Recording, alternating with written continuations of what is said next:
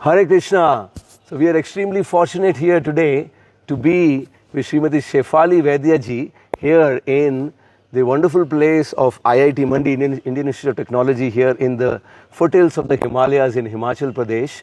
Thank you so much for joining us here today. Shefali Vaidya ji is actually a very profound author and linguist, and also a public intellectual who has really dedicated herself. She is convener of the Indic Academy and dedicating herself to bringing back some various beautiful, wonderful aspects of Indian culture back into the society, which unfortunately, have been struggling to keep pace with the modern world. So we are truly, it's our great pleasure and privilege to have you here today. Would you like to share a little more about what you are working towards? What's your passion? Thank you very much, first of all, for inviting me here to talk about. I think we are all co-travelers on the same path, trying to make sense of how great this country once was and how it was willfully destroyed in almost every aspect. Talking about myself, I grew up in a small village in Goa. And when I was growing up, my village was the first place actually who fought against the Portuguese in armed resistance in 1583, long before the first war of independence, long before the French Revolution even. And that was the history I kind of grew up listening to. So, and my family personally was involved in Goa liberation movement. So that culture of nationalism and dharma was always there from home. And I think as I grew up, I realized that we are by nature a very beauty loving society. We have a very keen sense of aesthetics, and dharma is never devoid of beauty. So everything we do, the way we eat, the way you distribute food on a banana leaf, there is, if you have noticed, like in South India, they still do it even, they have this banana leaf meal, and the way the meal is served, there is, if you look at it, it's a visual treat. Absolutely.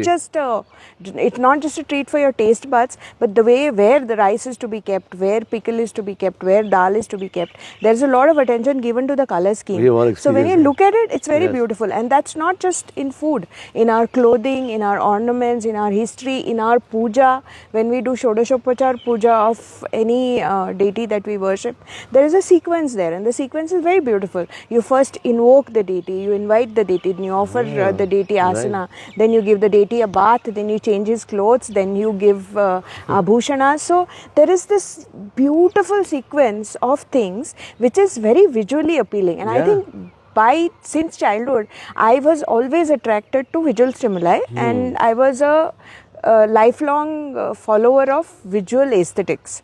So that fueled my interest in temples, temple architecture, temples history, and textiles, and also the study of motifs, which is really my core area of research. See, when you look at Indian art and when you look at the basic thought behind Indian art, is that Indian art essentially encompasses everything. So there is this beautiful story in Vishnu Dharmottara Purana where a king goes to Rishi Markandeya and he says, I want to make murtis, so teach me Pratima Lakshana. I want to carve sculptures. So Rishi Markandeya says, yes, but to understand Pratima Lakshana, you must first understand the basics of painting. So the king says, okay, teach me the basics of painting. So, but Rishi Markandeya says, but to understand the basics of painting, you must first understand music. So then he says, okay, teach me music. He says, but to understand first the rhythmic music, you have to understand poetry. So, and it is not any craft or any art in Bharat, it's never in isolation. It is always built upon your knowledge of holistically connected, and it's always built upon the knowledge of something else.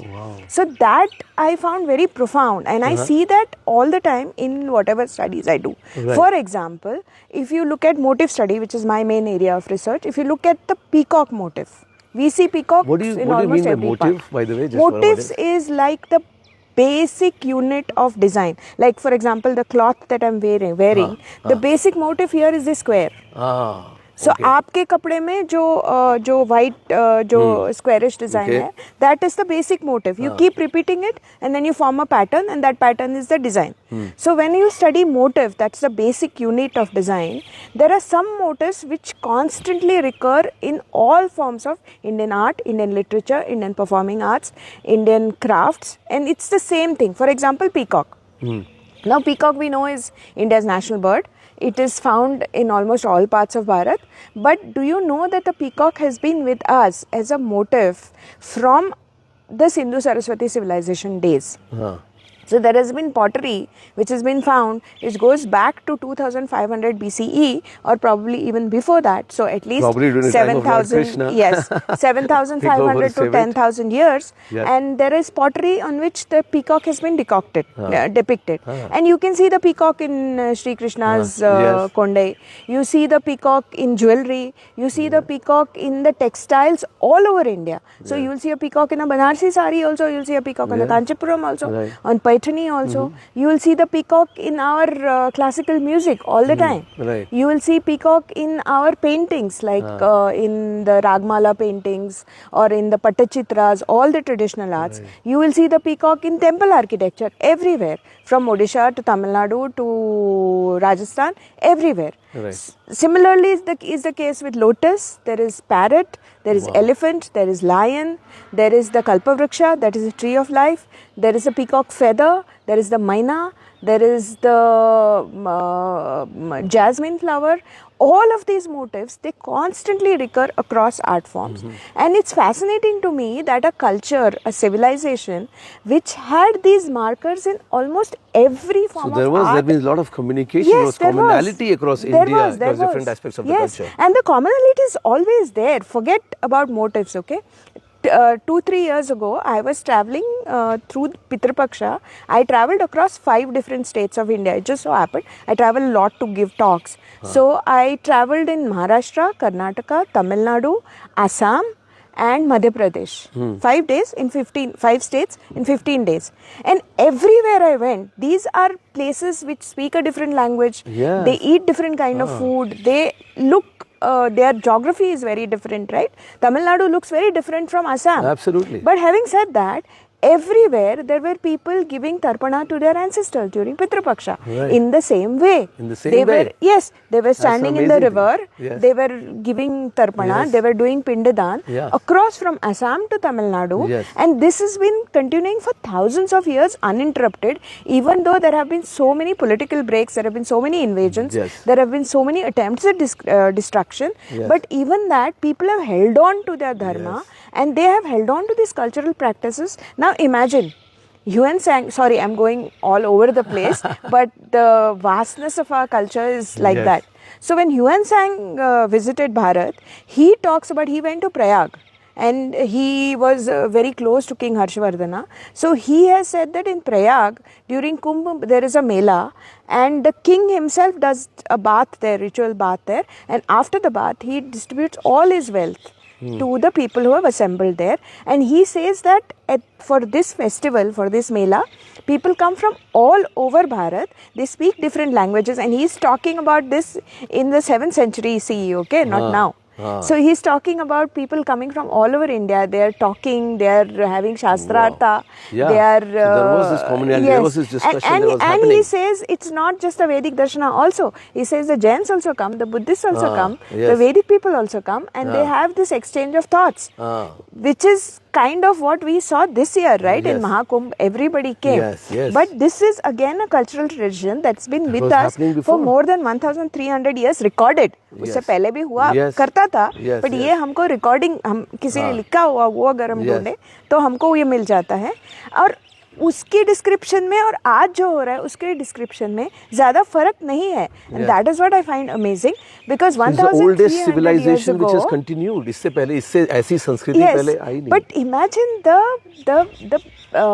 the sheer achievement कि 1,300 years ago जब planes नहीं थे, जब buses नहीं थे, जब सड़कें नहीं थी, जब WhatsApp नहीं थे, जब messages नहीं थे, जब internet नहीं था, तब कैसे तमिलनाडु के एक villagers को पता हुआ होगा कि अब कुंभ सिंहस्थ है, अब मुझे प्रयाग के लिए जाना चाहिए. जाते तो थे. So how was this culture spread? How was the civilization spread? And ultimately, you know, I don't like the word unity in diversity. It's wrong. It is basically unity of diversity. We just have diverse way of expressing the same truth across this country. And once you start studying it, it's really fascinating, and you know, your eyes really like pop up. Amazing. Because every day it's a new discovery. It's a wonderful We journey. can see that in how you're even expressing it. Would you like to share? I know your areas of design you have. You also have temple design. You have like any specific examples you want to share, which is like I heard you talking about the Ram Leela, you know, the Ram deities and how they were constructed like that. Anything specifically about how this entire art of you know, architecture? See, if you look at a traditional temple anywhere in Bharat, the styles may be different. In the north, you have the Nagar style. In the south, you have the Dravida style. In central India, you have something called a Vesara style, which is like a combination of the Nagara style and Dravida style temples. In Himalayas, in Himachal Pradesh, you will have these conical pagoda-shaped temples. Yes. So there have been regional variations because of the climate, because of other things. Here, wood is readily available. So the temples will have very rich wood carving. And because this place snows quite a bit, so you have to have very sharp conical shikharas so that the snow will fall off. Because otherwise, if the snow accumulates on the shikhara, then the shikhara will break under the weight. That is why you have this sharp conical shikharas that you have here. So every place will have the regional variation. It will also make use of construction materials which is readily available there. Yes. So Kerala also has a lot of wood. So Kerala temples have a lot of wood. Tamil Nadu has a lot of stone. So Tamil Nadu temples are made of granite. If you go to Hoysala temples in Karnataka, there is that chlorite schist readily available there. So all their temples are made of chlorite schist. If you go to Odisha, sandstone is readily available there. So their temples are made of that pinkish it was always in harmony with sandstone. nature. It was So always that's connected and with the local- easily available. Yes. And because of that, the stone also has its properties, right? So our sculptors were not only masters artisans, their concept of beauty was sublime. That is not even what I'm talking about. But they were also such expert geologists, and they had so much of control over the basic properties of the stone to know that this is the pressure I must exude on the stone to be able to take something out of it. Wow. For example, if you go to the Hoysala temples in Karnataka, which are made out of chlorite schist, which is a very soft stone when you mine it, that's why it's called soap stone. It is so soft that it's like a soap. So you can actually use a needle like very fine instrument and carve it. So that is why if you see the Hoysala sculptures, you will see that they are profuse. Not even 1 inch is left uncarved. And the bangles there, like there is a murti which is holding a hand like this, you can actually move the bangle separately, and it's made out of the same stone. Imagine the level of control and the artistry the Shilpakar must have had to create something like that. If you go to Tamil Nadu, the temples are built out of hard granite. So you cannot have this kind of fineness. But they have fineness in the expressions. They have few jewelry. They wouldn't have, like in Hoysala temples, the Apsaras will have bangles from here to here. In the Tamil Nadu temples, you will have maybe just 2 bangles or whatever, because the granite is much harder to carve. But having said that, the kind of sublime expressions and beauty that you will find in the Chola temple sculptures is rarely to be found anywhere. So it's really fascinating. And if you study more, and I talk to a lot of sthapatis, traditional sculptors who are continuing the art even today. There are schools of sculpture in Odisha, there are schools of sculptures in Tamil Nadu, in Gujarat, different places. And their idiom is slightly different from each other, but they will all tell you the same thing, that to be a sthapati, you have to study the Vedas, not just understand it. You have to study Sanskrit, you have to study the Vedas, you have to study the Vedangas, you have to study Jyotish, you have to study traditional metallurgy, you have to study traditional geology, the properties of the stone. And not only that, when you are actually making the murti, you have a certain modes to follow. You have to prepare yourself, because you are invoking the divine in that stone, right? It's just a stone. So to be able to do that, you have to elevate your consciousness, your energy. And for that, there are very specific So rituals. first of all, they have to understand so many different fields of knowledge that you are saying. It's not just the sculpture. No, it's not. But can you repeat that quickly? What are the few things that you said about what are the different things they have to know? They have to know the Vedas. They have to know study Vedas. Sanskrit, of course. Yes. They have to know the Vedangas. Wow. They have to know mineralogy. They have to know geology, and they have to know the stories from Puranas as well. Wow. Because These are the people who most are of the sculpting time it, they the are sculptures. Yes. carving scenes from the Purana, right? Wow. So, or Purana or the Agamas or whatever. So for a Shiva temple, you would want to carve a scene of Shiva killing Andakasur, Yes. or Lord Shiva killing Gajasur. Yeah. So you Wow. have to know the story as well to be able to put it. If I don't know the story about Mahabharat, how can I write a commentary on it? You have to know that, right? Not only that, you have to do tremendous sadhana before you Sadhana to do this, actually yes. carve the murti. Yes. So, if you talk to any sculptor today, even Arun Yogiraj ji, who did the Ramlalla murti Yeah, let's in talk Ayodhya. about him. Yeah. The person who did the Ramlalla for in Ramlalla Ayodhya. in Ayodhya. Yes. Yes. So I spoke to him about this and how was his experience. He said that before carving the murti, there was a set of things that he had to follow, set of rituals, like no non-vegetarian food, no fasting for a few days, meditation, 2 or 3 hours of meditation every day. And Wow, 2 most to 3 hours traditional of meditation sculptors, every day. yes, once they decide that this is the deity I'm going to create, and they know the stone that they're going to create it into, the block of stone, the Shila, so to speak, they stare at the Shila for a unspecified period of time till the vision, the murti appears in front of their mind's eye. So he could see Ram Lalla the way Ram Lalla was going to look finally into Amazing. the Shila in front of his mind's eye. That is when he thinks he is ready to put hammer and chisel on the stone. Wow. So I asked him, it's an unending process, right? If you carve a murti, you can go on carving, you can go on carving. Fineness has no end, Yes, perfection yes. has no end. So I asked him, when do you stop? Yeah. When do you know the murti is complete? What is Okay. that point? Wonderful. So he said, you just know. Like one day, he was giving me the example of the Shankaracharya Murti that he did in Amarnath. So he said, I was carving. And then one day, I got this feeling that the Bhagavad Pada himself was telling me that it's done. So that is the point you basically Amazing. decide that it's done. Amazing. It cannot be done without divine grace. Yes. It's not your regular commercial, That is the beautiful. carving. That's Yes. the beautiful thing that your skills are basically embedded with the aspect of your own sadhana and your Yes. own character Yes. to all of this. So it's very, this is all was there in India. Yes. But you have, how is it that all of this got destroyed? all really? of What this would got you say about destroyed. The process of destruction that? Or actually. is not at least known to the people in general. No. There was a systematic attempt made to destroy all this. The first wave of destruction happened with the Islamic invasions, where they destroyed our temples. Today, if you see across North India, you will rarely find a temple that is intact.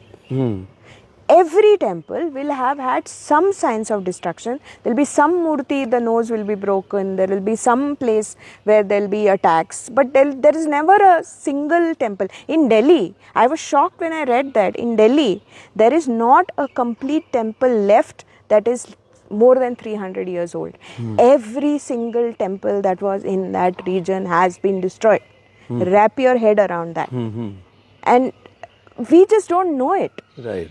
And this is something that in South, fortunately, the Islamic invasions were repulsed successively. That is why even there is destruction, but the destruction is not bad as it was in North India. But the kind of cultural treasures, the kind of civilizational treasures that we have lost is really awful. It really hurts me when our textbook say that Taj Mahal is the largest marvel of engineering in India. Yeah. Go to Tanjavur, Yes. see the Brihadishwara temple, go to Ellora, see the Kailasha cave which is carved top down, 3 Right. stories, a Yeah. full temple, and then go look at Taj Mahal. It looks like a glorified warehouse. I mean, Yes. pardon me for being politically incorrect, but that is what it is. It's a very, very mediocre piece of workmanship and engineering compared to the temples that we had. So, talking about the destructions started with the Islamic rule, but that was Islamic rule basically destroyed a lot of things like the temples, like the cultural ways. People could not openly practice their religion, particularly in North India. But the British did something even worse. They destroyed mines. So Right. they made generations of Indians completely divorced from Dharma, and they made this artificial dichotomy that Dharma is something that you practice only inside the four this was walls not of the your case, house. Amar. This Yeah. was not the case. Ours was a dharmic civilization. Yeah, it was Dharma part of everywhere. everything that you do Yes. outside. Yes. Yes. So there was a systematic attack. Goa, the state where I come from, the Portuguese ruled Goa for 452 years. Not many people know it. They were the first European colonizers to come in India, and they were the last European colonizers to leave in 1961. And in 2 years, just in 2 years, this is documented data because I do a lot of talks on it. In just 2 years, they destroyed close to 900 Hindu temples in a small state like Goa. Of course, the Hindus of Goa tried to save the murtis and they shifted them to safe places and they built the temples there, which is where you can see the temples in Goa even today. But very, very few people know about this history, this dark period of history. Yes. So there was a systematic attack to destroy everything, not just the temples, not just the way of worship either. For example, the British systematically destroyed textiles, which is the second area I work in. The British systematically destroyed India's textile industry, like with a plan. Because that was the time they had come up with mechanized cloth in Manchester. So they wanted a cheap market to dump those textiles. So what they did was they basically destroyed the weavers. For the Jamdani For their weavers, they cut off, industry to happen, they the cut off traditional their thing was thumbs. specifically destroyed. Yes. And what they did was they forced the farmers of India to sell cotton and other raw materials to the mills of Manchester at a cheap price. So destroyed farming as a business. Wow. And then the weavers, who would the weavers sell it to? Most of the people in the country were farmers, right? And the weavers, and they copied designs from India. I forgot to tell you that. So there were, during British rule, in the initial days of the British rules, so there were British guys who would come to India, they would collect samples from the weavers and they would cut those samples and they would, for example, they would cut this part and take only this pattern and they would take it to England where their technicians would study it and they would replicate it in the machines and they would sell something that looked similar but obviously was not of the same quality in India at 1/100th the price. Oh my God. So the weaver, even if he weaves, a weaver takes 4 days even today to make a sari. A machine can make 400 saris in a day. Yes. Even though the raw material cost stays the same, the labor cost is vastly different for the machine. Yes. So the machine could afford to sell those mechanized saris, the powerloom saris could afford to be sold at a much cheaper rate. Yes. And obviously the economy was getting destroyed, the farmers were getting squeezed, Yes. the traders were getting squeezed, the royalty was getting destroyed completely. So who are the people who are patronizing the weavers? Wow. So this was a double attack. For the weavers, the cost of production was very high, the cost of the goods was very high, and the people who were buying those goods were no longer there. Yeah. So, in fact, it was Bentinck, who was the Viceroy of England. He made a statement, not me, I'm quoting him. He says that the bones of Indian weavers are bleaching in the plains of India.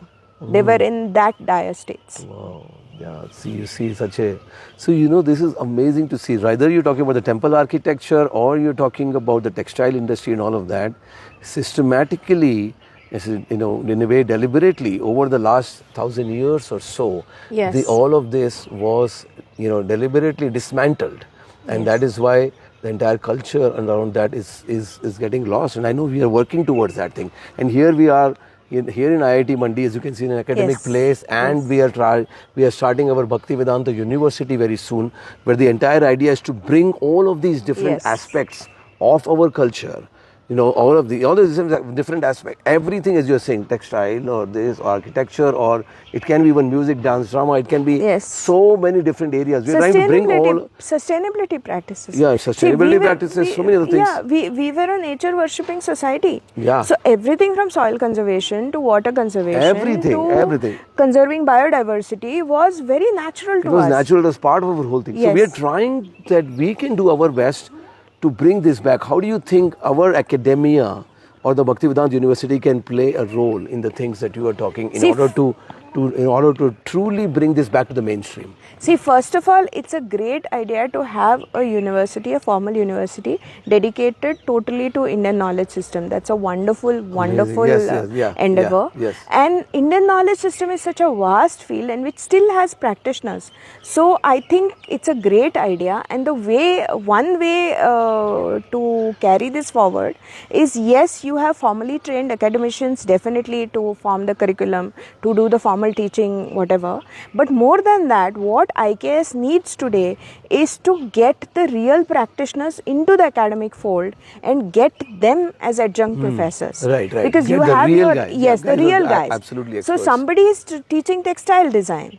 So maybe I can design the curriculum, but you need a weaver to come with the loom there to actually to try to work towards that. Yes, that's the and idea. if you do that, if you actually make the practitioners and the academicians meet in a kind of a holistic environment, I think it will be an absolutely And I think that's where a unique partnership between experiment. somebody like your good self and I Bakaris would Jesse love comes that. into play. Yes, because I would you love are that. working, with right there on the ground with those people, whether they are the artisans or whether they are the text, the weavers, Yes. etc.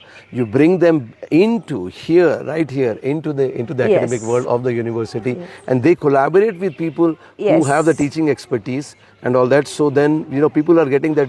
I was Yes. talking to Dr. Lakshmidhar Behra, who is the director of IIT Mandi, and others, and they were saying that how, and even Dr. G.S. Murthy, who is the coordinator for Yes. IKS, he was saying we need to have more and more practical work Yes, happening right yes. here in the Yes. university Yes. and all of that. So that's how the synergy of whole thing happens. Yes. Things are not siloed. That's Yes, the, yes, you absolutely. what is there in your home actually becomes part of your university, Yes. and that becomes part of your your profession is also right there. So all of that comes Yes, together. yes. Then we can truly have that place where people will you can see that culture coming right Yes. into the It has to academia. be an immersive, lived experience kind of university, not just academic thing. I mean, academic Yes. तो भारत में सब लोग वही Yes. कर रहे हैं जो कभी किसी ने कोई वीवर देखा ही नहीं है, किसी ने कोई वीविंग बस क्लस्टर यही हम देखा लोग ही करना नहीं चाहेंगे। है, वो जाके पेपर पढ़ रहा है किसी कॉन्फ्रेंस में. That is not what you should be looking at. What you should be looking at is a immersive, holistic